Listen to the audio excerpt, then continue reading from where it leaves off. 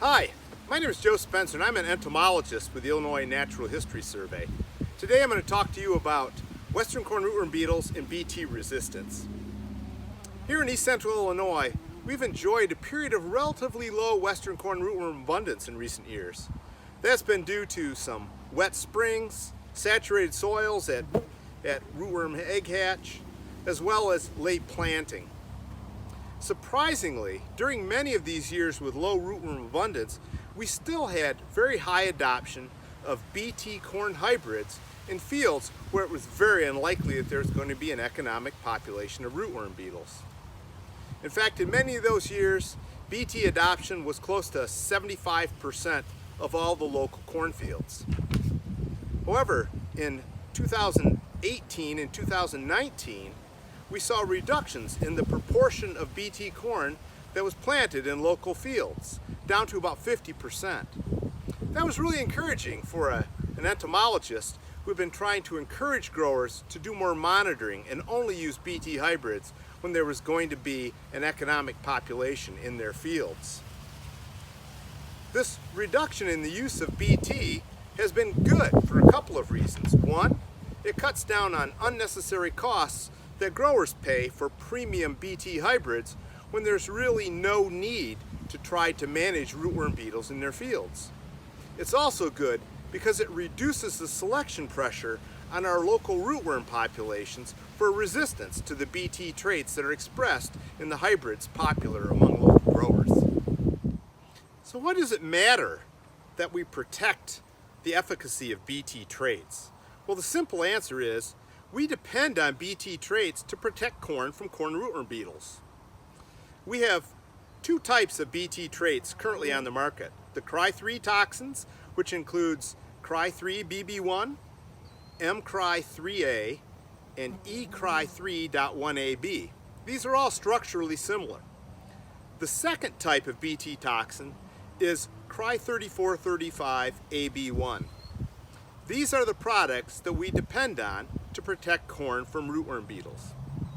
Importantly, in the coming years, these Bt toxins, the Cry3s and the Cry3435, are going to be pyramided with a new mode of action against rootworm beetles. This mode of action, called Rna Interference, or RNAi for short, promises to be very effective against rootworm beetles. Protection of the Bt traits is critical at this time because these traits are going to be pyramided with the RNAi technology. And also, it's going to be several years before this new product will be available on the market. In the meantime, we need to protect the efficacy of the Bt traits that we still have. Now, with regard to the Cry3 toxins, there's been significantly reduced efficacy or resistance to Cry3 toxins for several years. This is true in East Central Illinois and across the Corn Belt. Now, the Cry3435AB1 toxin is a little bit different. This is the only Bt toxin for which there is still remaining efficacy against rootworm beetles here in East Central Illinois and elsewhere. There are areas in the Corn Belt where there is significantly reduced efficacy against rootworm beetles. As close as Iowa, there are fields where there's resistance to this toxin, which puts pyramided hybrids at risk. Here in northern Illinois, a population of rootworm beetles in DeKalb County had 70% survival of larvae in bioassays when tested on the Cry3435 toxin. The same population survives at almost 90% on the Cry3 toxins. Given that Cry3 toxins and Cry3435 are the components of pyramided hybrids that are commonly used around the state, it's little wonder that we're beginning to see higher rootworm populations in pyramided cornfields. Locally, 50% of western corn rootworm larvae from Champaign County populations survive on Cry3435 hybrids. In recent years, that survival proportion has been closer to 30%. So we've had an increase in survival since 2018 populations were tested. 100% of the larvae from these populations were already capable of surviving on Cry3BB1 toxin. The bottom line is that we've had populations of rootworm beetles with various resistance to Bt toxins for many years. What we haven't had is a large enough population of those larvae to cause economic damage in our cornfields.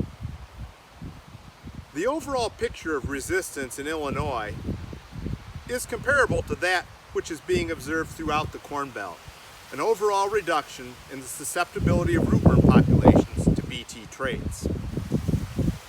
If we are to continue to benefit from the remaining Bt efficacy that we can still derive from pyramided hybrids, we're going to have to be very judicious in our use of these products going forward.